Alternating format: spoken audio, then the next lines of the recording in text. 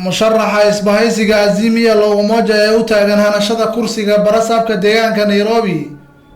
Boli Kabigade ayaa deeq ari ah oo loogu talagalay munaasabada Ciidul Adha soo gaarsiiyay qaar kamid ah bulshada ku dhaqan xaafadda Islii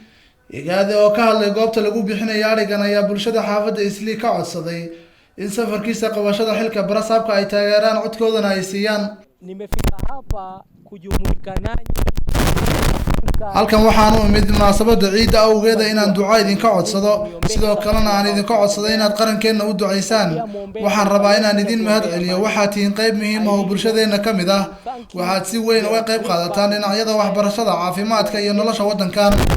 waxaad ogaataan Nairobi idinku inaad leedihiin kursigana idinka leh innaga ayaa wada leh si wada jir ah ayaana wada socon doonaa waxaan idinka codsanayaa inaad noo codeysaan anagana luuqadeena waxay tahay inaan helo Nairobi oo sidaan doonayna ah sema Nairobi mnasema tunavyoitaka nai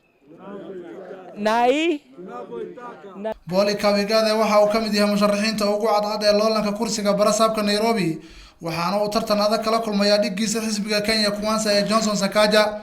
iyadoo cod ururin darad soo baxday lagu sheegay in Masar Sakaja oo codadka ugu badan ee magaalada Nairobi haysto Mohamed Amin Ahmed Hon Cable TV Nairobi ka farxi ehelkaaga asxaabtaada iyo qaraabadaada